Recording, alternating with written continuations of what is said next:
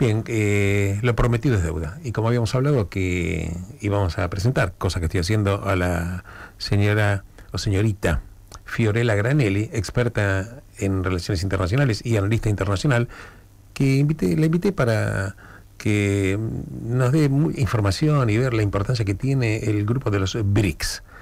Y prestemos atención porque el mundo está agrupándose en bloques. Y hay que ver los países que le integran, qué recursos económicos, la cantidad de población que tiene, para ver la incidencia o la presión que pueden llegar a tener en momentos determinados. Fiorella, muchas gracias por estar aquí en Radio Concepto. Bueno, buenas noches. BRICS. BRICS, sí. Bueno, hace un par de semanas, 2 para ser exacta, Vladimir Putin expresó, así como última novedad, la intención de que los BRICS tengan su propio parlamento. ¿Sí? Ahora, para entender por qué esto es importante, primero tenemos que saber qué son los BRICS y por qué genera tanto debate la naturaleza de este grupo, porque hay bastantes malos entendidos respecto a cuál es el objetivo que tienen los BRICS. Bien, en primer lugar, el término BRICS surge en 2001, es un término que utiliza Jim O'Neill, que bueno, es un economista de Goldman Sachs, un banco de inversiones. Lo que él quiere expresar cuando agarra las siglas de Brasil, Rusia, India, China y Sudáfrica, bueno, genera un acrónimo para referirse a estos países, pero también genera un juego de palabras. ¿Por qué? Porque BRICS suena muy parecido a la palabra ladrillos en inglés. Lo que él quiere expresar es que estos países iban a ser los ladrillos en base a los cuales iba a construir el nuevo ordenamiento mundial. Esto fue 2001. Ya para 2009, estos países decidieron juntarse en su primera cumbre, salvo Sudáfrica, que se incorpora formalmente en este bloque en el año 2009. Y a partir de enero de 2024, se suman a este grupo una serie de países. En un principio iban a ser 6, pero Argentina termina retirando su candidatura cuando asume Javier Milei. O sea, no aceptó la invitación. No aceptó la invitación. Ya un poquito más adelante vamos a explicar un poco por qué. Bien, los países que se sumaron efectivamente fueron Etiopía, Egipto, Arabia Saudita, Irán y Emiratos Árabes, ¿sí? Bueno, los BRICS en definitiva son un bloque económico constituido principalmente por países potencias emergentes, ¿sí? Son países que tienen una percepción del orden internacional actual como injusta, la perciben como asimétrica. Sienten que no han sido nunca tratados como iguales, entonces a través de este grupo, bueno, encuentran una oportunidad para modificar ciertas dinámicas del orden internacional. ¿Cuál es la importancia que tienen estos países? Bueno, en primer lugar, ya el año pasado el PBI en conjunto de estos países había superado el PBI de los países del G7, que son las economías más importantes del mundo, por ejemplo Canadá, Estados Unidos, Francia, entre otras. Japón también, que en la mayoría son países de la OTAN, países occidentales, más que otra cosa. Bueno, también suman más del 40% de la población mundial, más del 40% de las reservas de petróleo, que eso es fundamental. ¿Por qué es fundamental esto? Bien, este proceso de la creación de los BRICS se va dando en conjunto con una redefinición del concepto de seguridad. Es decir, nosotros antes pensábamos la seguridad en términos militares o económicos, ya para el siglo XXI la seguridad energética y alimentaria es fundamental. Y estos países son ricos en alimentos, territorio, población y sobre todo recursos energéticos. O sea que estos ladrillos que están formando este gran bloque llamado BRICS, en tu opinión tiene, ¿cómo podría decir, preguntártelo? Me gustaría tu opinión fundamentalmente, de alguna manera es una contestación por este camino entre varias que hace China con respecto a Estados Unidos, pulsando el poder geopolítico. Sí, 100%. Tengamos en cuenta que lo que está ocurriendo a nivel global, que en mi opinión no tiene que pensarse como un estilo de nueva Guerra Fría o de bipolarismo, sino que lo que estamos evidenciando es claramente la formación de un orden multipolar. En esta disputa entre Estados Unidos y China, lo fundamental es el acceso a las fuentes de energía y sobre todo a fuentes que van a ser necesarias para una transición energética hacia las energías renovables. Es por eso que puntualmente en lo que es Latinoamérica y más puntualmente lo que es el Triángulo del Litio se estaba dando esta disputa. Otra cuestión muy importante es que los países que se han sumado a los BRICS en enero de 2024, más allá de ser importantes en lo comercial, que sí podríamos decir que sí lo son, han sido una adhesión estratégica en lo geopolítico también. Claro. ¿Por qué?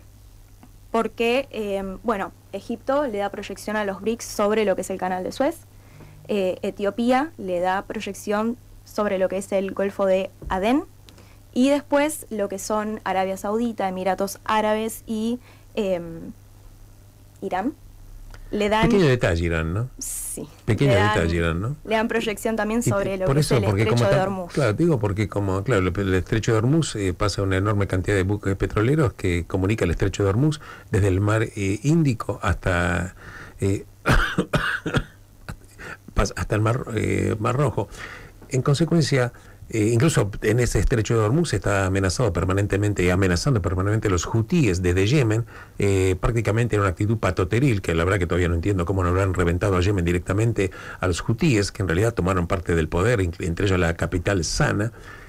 Con lo cual lo que está diciendo la señorita Fiorella Granelli es muy importante, porque fíjate lo que ella está puntualizando: población, poder económico, concentración de energía, alimentos.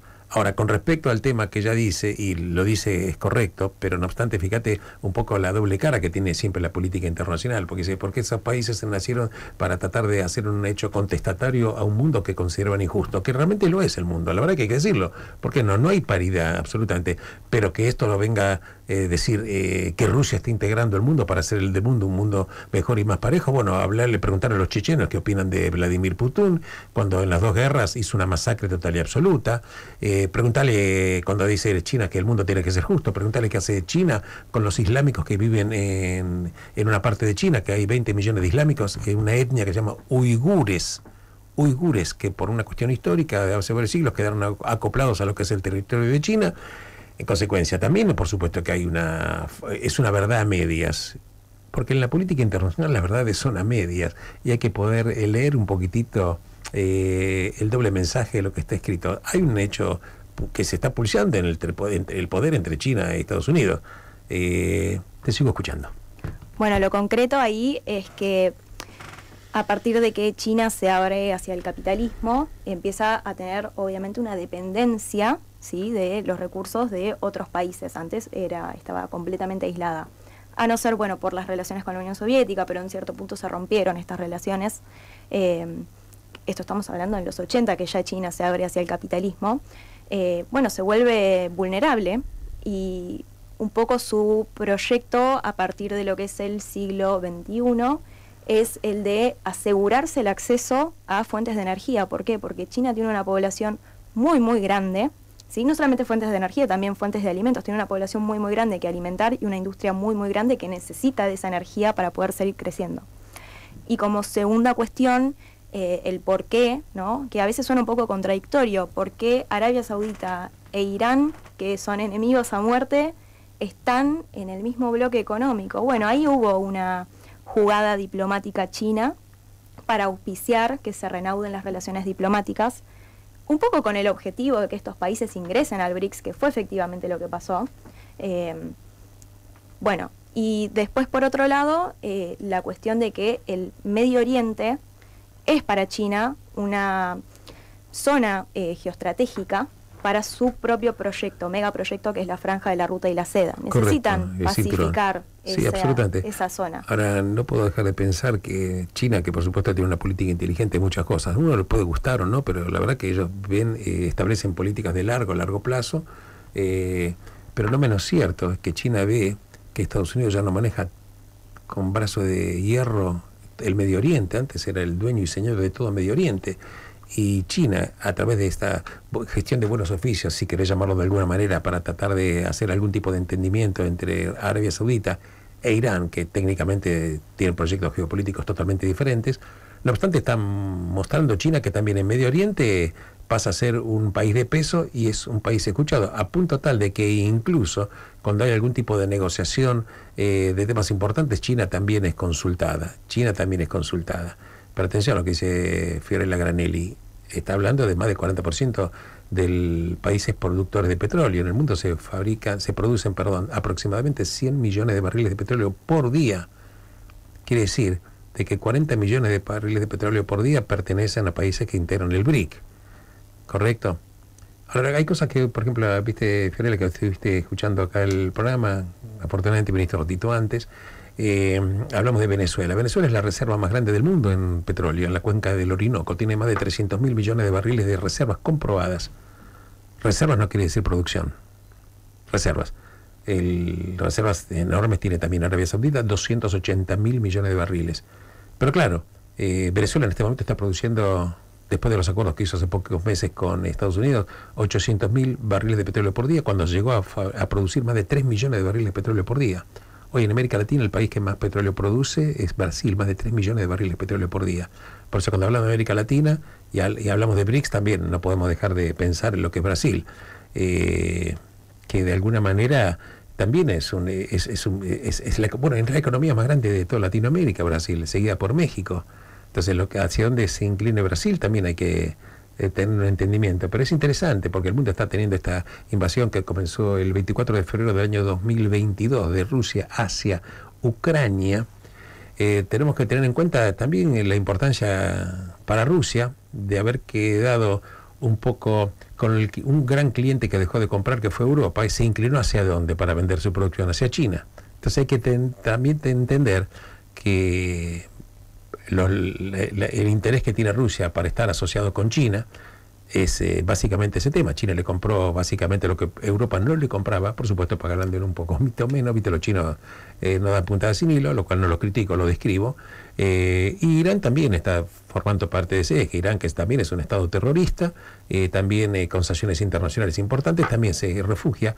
Es como, viste, en la ruta, cuando vas manejando, viajas chupado, viste, viajas usando las luces del coche que va adelante. Entonces Irán también está de alguna manera tratando de tener un paraguas de protección mayor, siempre para que tengan algún tipo de, ¿cómo te puedo explicar? Algún paraguas que lo proteja de sanciones adicionales. Pero esto es lo que estamos viviendo. Sí, bueno, eso se vincula con los objetivos del país del grupo BRICS, perdón.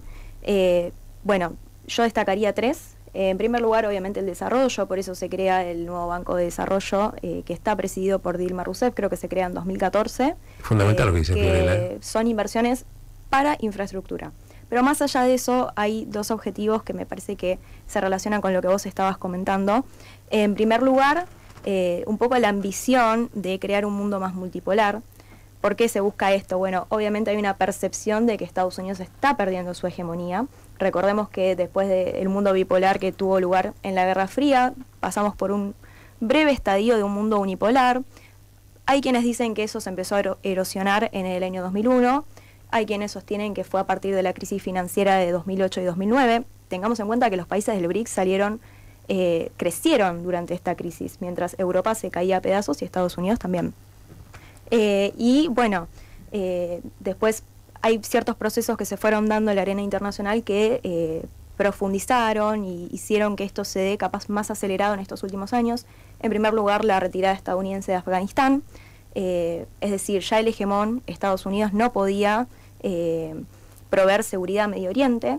Un poco uno esperaba que vuelva hacia Latinoamérica, que ha sido su área de influencia histórica. Sin embargo, en América Latina tampoco se ha podido garantizar la seguridad. Es importante, como decir, porque la historia de América Latina siempre consideraba, Estados Unidos consideraba América Latina, aplicando la teoría Monroe, que decía que en América únicamente, dentro de los países de América, únicamente americanos, no soportaba la intrusión, la intromisión de ningún otro país. Y la verdad que también hay que decir que Estados Unidos consideró siempre a América Latina como el backyard, el patio trasero. Pero la verdad que el patio trasero creció, las situaciones fueron cambiando y Estados Unidos también perdió un poco la pulsada. Pruebas al canto, fíjate lo que pasó con Irán dentro de América Latina, tratando de hacer esta influencia terrorista que la tiene. Fíjate vos lo que hace China con otros objetivos totalmente diferentes, tratando de apropiarse recursos con préstamos para tratar de construir infraestructuras. Mejor que le paguen la deuda, ¿no? Si no, preguntarle a los chinos lo que hacen con los países que no le pagan la deuda, que será motivo para hacer otro programa. Pero bueno, entonces estamos viendo que América Latina fue un coto de caza para los países que con inteligencia pudieron pensar a largo plazo políticas. Esto me hace acordar un poquitito, Fiorella, que quiero compartir contigo, con toda la audiencia que nos está escuchando. Yo me acuerdo que cuando estaba un secretario de Estado en Estados Unidos, Henry Kissinger, que murió hace poco, 100 años de edad, una persona que muy conocida y teórico de las relaciones internacionales. Total, consultado tanto por los demócratas como por los republicanos. Y él había dicho décadas atrás que había que tener cuidado. Estados Unidos aconsejaba a Estados Unidos que nunca dejen de tener buenas relaciones con Rusia. Y él decía, porque a largo plazo el enfrentamiento de Estados Unidos va a ser con China. Y lo que hay que hacer es que China no tenga masa crítica con aliados importantes. Y finalmente, la verdad que la política de Estados Unidos con Rusia de alguna manera le fracasó, y Rusia está ahora en un eje, no solo en los BRICS, sino está en un eje directamente con China también, porque entre otros motivos geopolíticos y económicos, es lo que está viendo.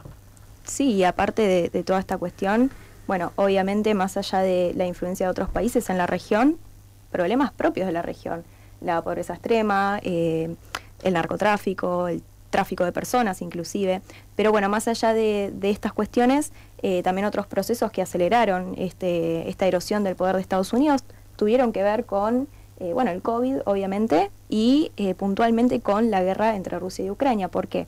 Porque, ¿qué hizo Occidente? Le impuso un montón de sanciones económicas a Rusia y la han alejado de la red SWIFT de pagos interbancarios. Eso lo que hizo no solamente es generarle un daño a Europa, que no podía acceder al gas ruso porque estaba sancionado, sino que más allá de eso, lo que hicieron fue empujar las relaciones entre China y Rusia. ¿Qué empezaron a hacer? Empezaron a comerciar en sus monedas locales. Eso nos lleva al tercer objetivo de los BRICS, que es la parte de la desdolarización. ¿Sí? Eso lo que tiene que ver es un poco que estos países comercian en sus propias monedas, fortaleciéndolas. Cosa que está sucediendo. Que está sucediendo. O usando el yuan también. Entre Rusia sí. con China, concretamente. Sí, también Brasil también comercia en su propia moneda con otros miembros de los BRICS. Y bueno, lo que significa esto es que el dólar ha sido la moneda de reserva mundial históricamente, y por eso es que a través de sanciones económicas ha podido coaccionar la conducta de los estados, de los países, para lograr sus propios objetivos. ¿Qué pasa? Si los países empiezan a diversificar las divisas que utilizan para comerciar, dejan de ser dependientes del dólar y pueden escapar a cierto tipo de sanciones. Correcto, incluso lo que está diciendo tan cierto es que el 9 de junio del año 2024, hace menos de un mes y medio aproximadamente, venció un acuerdo que había sido firmado por 50 años entre Estados Unidos y Arabia Saudita para que el petróleo únicamente se transe en moneda norteamericana. Y ahí nació lo que se denomina el petrodólar. El barril de petróleo cotiza en moneda norteamericana. Dicho sea de paso, cada barril de petróleo tiene 159 litros de petróleo. Con 150 litros de petróleo se sacan 159 litros de nafta. Perdón, como tengo clientes petroleros, no puedo evitar hacer este comentario, porque siempre pregunta ¿cuánto? Cada barril de petróleo son 159 litros. Bueno, concretamente no se renovó ese acuerdo. Y hoy la verdad que el petróleo también se puede pagar eventualmente en otra moneda que no sea el dólar. Esto fue brillante, lo que fue pensado por Estados Unidos para que la moneda norteamericana sea moneda de reserva en todos los países del mundo, una moneda que todo el mundo requería. Por eso Estados Unidos pudo financiar déficit gigantescos como los que tiene, porque esa moneda siempre fue buscada. Llámense como moneda o como bonos del Tesoro americano. Me quedan 2 minutitos o uno. Decime una conclusión, que aunque igual tuviste comentarios que son brillantes, porque cada uno de por sí amerita abrir un programa diferente. Bueno, sí, yo cerraría con esta intención de los BRICS de, más allá de ser un bloque económico, generar un parlamento. Eso es lo que nos da el indicio de que están avanzando hacia la institucionalización de este bloque. ¿Qué quiere decir esto? Que básicamente están aceptando las reglas de juego ya impuestas por Occidente, porque el institucionalismo, como rama de las relaciones internacionales, como forma de ordenar la anarquía del sistema internacional, esto quiere decir que no hay un Estado que pueda meter preso a los demás Estados por obviamente atacar a otro. Entonces, el institucionalismo surge como una forma de regular ciertas cuestiones, generar instituciones con normas, procedimientos y valores en común. El hecho de que BRICS quiera institucionalizarse nos da la pauta de que no es un bloque antisistema, sino que está aceptando las reglas de juego. Construyendo quizás reglas de juego nuevas. Nuevas, sí, y queriendo imponer, no imponer, sino introducir sus intereses, que pueden ser divergentes a los de Estados Unidos o Francia o los países occidentales, quiere introducirlos pero hablando el mismo idioma. Bueno, creo que tuviste la mesa servida en el programa de hoy. Sí. Empezamos fuerte y terminamos fuerte también. Y la verdad que lo digo desde una humildad también, pero lo digo con alegría y con un orgullo sano, ¿no? La verdad que cuando hacemos este programa lo hacemos con gente que sabe mucho de lo que habla, en este caso Fiorella Granelli, con el invitado Jairo Yáñez hoy, porque estas son situaciones que, por ejemplo, no están demasiado explicados adecuadamente, los diarios simplemente son apenas un encabezado, y la verdad que ni siquiera hablemos, porque a veces si te querés informar por lo que pasa por los titulares de los diarios, vas a estar más desinformado que otra cosa. Fiorella, te agradezco enormemente la gentileza que tuviste y ya te convoco para otra oportunidad que vamos a coordinar para otros temas que son de interés. ¿Te parece? Bueno, gracias a vos por el espacio. No, al contrario, gracias a vos que me estás escuchando aquí, Reporte Internacional, ¿por dónde? Sino por la FM 95.5, Radio Concepto.